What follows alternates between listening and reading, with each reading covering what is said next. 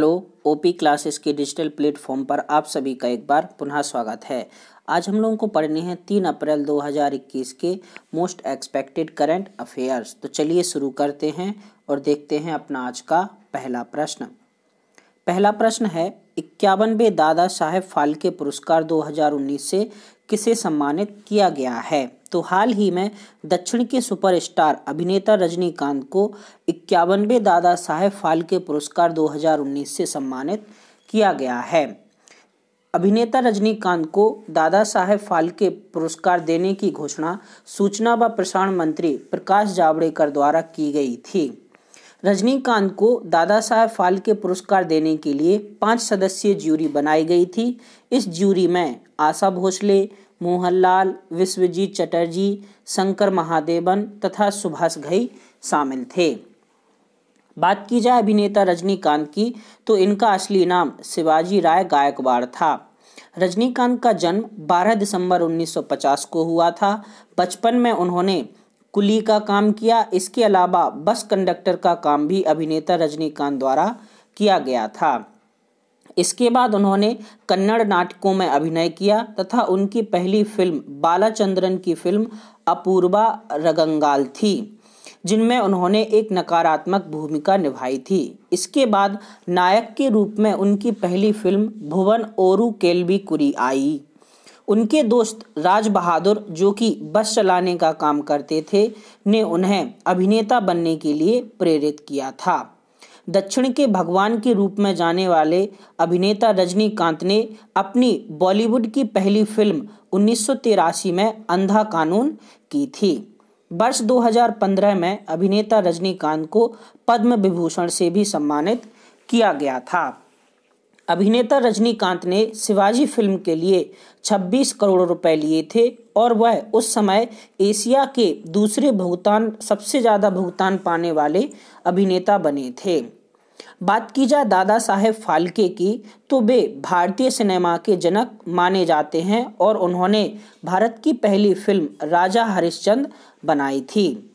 दादा साहेब फाल्के पुरस्कार की शुरुआत वर्ष 1969 से मानी जाती है तथा पहला दादा साहेब फाल्के पुरस्कार देविका रानी को दिया गया था। वर्ष 2018 का दादा साहेब फाल्के पुरस्कार अभिनेता अमिताभ बच्चन को दिया गया था। दादा साहेब फाल्के पुरस्कार के तहत 10 लाख रुपए तथा स्वर्ण कमल प्रदान किया जाता है। चलिए देखते हैं हमारा आज का दूसरा प्रश्न। दूसरा प्रश्न है, विश्व आर्थिक मंच द्वारा जारी ग्लोबल जेंडर गैप इंडेक्स 2021 में भारत की रैंक क्या है? तो हाल ही में विश्व आर्थिक मंच ने ग्लोबल जेंडर गैप इंडेक्स 2021 जारी किया, जिसमें भारत को 140वां स्थान प्राप्त हुआ है। कुल 156 देशों की इस सूची में भारत पिछले वर्ष की अपेक्षा 28 स्थान खिसककर 140वें स्थान पर पहुंच गया है। वह अपने पड़ोसी देशों से भी बहुत बुरी स्थिति में है। पड़ोसी देश बांग्लादेश को 65वां स्थान, नेपाल को 106वां स्थान, श्रीलंका को 116वां स्थान, जबकि भूटान को 130वां स्थान मिला है। भारत का पड़ोसी देश पाकिस्तान तथा अफगानिस्तान उससे बुरी स्थिति में है।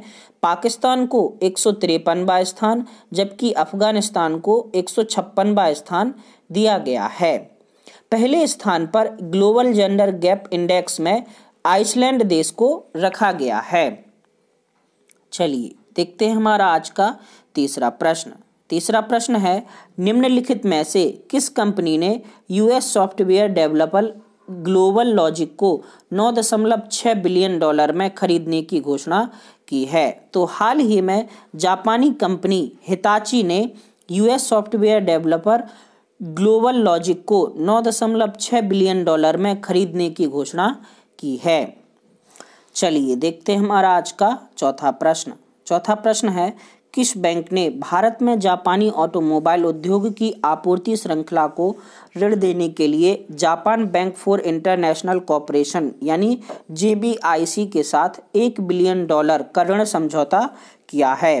तो हाल ही में स्टेट बैंक ऑफ इंडिया ने भारत में जापानी ऑटोमोबाइल उद्योग की आपूर्ति श्रृंखला को ऋण देने के लिए Japan bank for international corporation के साथ $1 बिलियन का ऋण समझौता किया है। चलिए देखते हैं हमारा आज का पांचवा प्रश्न है, केंद्र सरकार ने हाल ही में 2020-21 में निम्नलिखित में से किस पीएसबी में 14,500 करोड़ रुपए की पूंजी देने की घोषणा की है? तो हाल ही में केंद्र सरकार ने 2021 में central bank of India, Indian overseas bank, bank of India तथा यूको बैंक यानी सभी प्रकार के बैंकों में 14,500 करोड़ रुपए की पूंजी देने की घोषणा की है। चलिए देखते हैं हमारा आज का अगला प्रश्न है, महेंद्रगिरी को निम्नलिखित में से किस राज्य के द्वितीय बायोस्फीयर रिजर्व के रूप में प्रस्तावित किया गया है? तो हाल ही में ओडिशा राज्य ने महेंद्रगिरी पर्वत को राज्य के द्वितीय बायोस्फीयर रिजर्व के रूप में प्रस्तावित किया है। महेंद्रगिरी ओडिशा के गजपति जिले में स्थित है तथा इसकी ऊंचाई 1501 मीटर है। इसका कुल क्षेत्रफल 4,70,955 हेक्टेयर है। ओडिशा का पहला बायोस्फीयर रिजर्व सिमलीपाल बायोस्फीयर है, जिसे 20 मई 1996 को बायोस्फीयर घोषित किया गया था।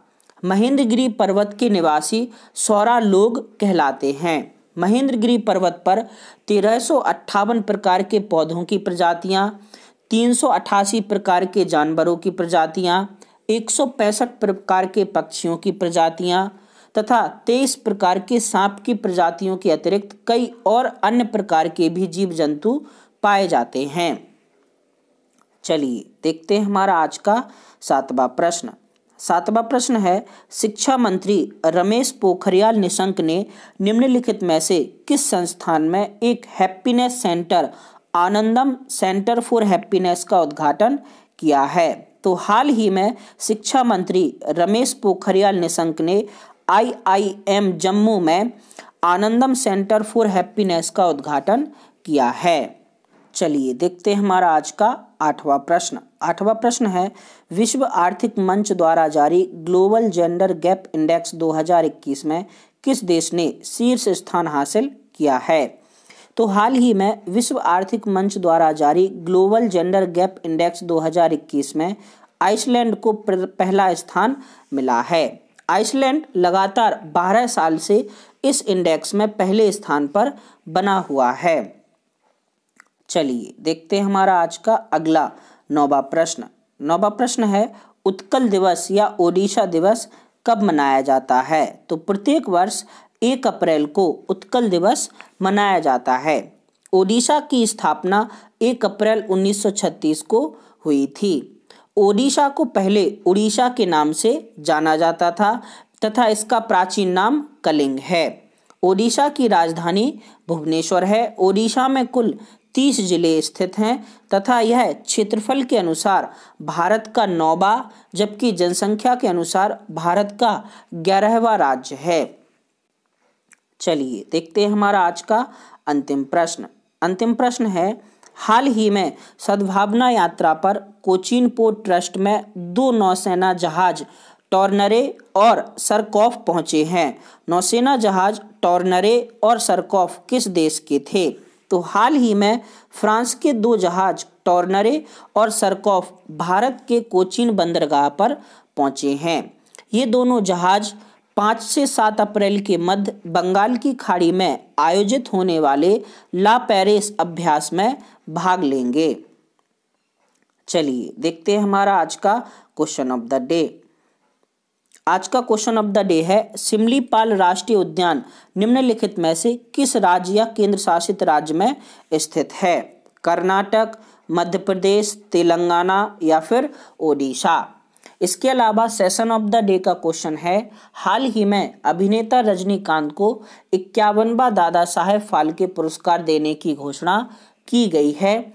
रजनीकांत की पहली बॉलीवुड फिल्म कौन सी थी? दोनों प्रश्नों के जवाब आपको नीचे कमेंट बॉक्स में कमेंट करके बताने हैं।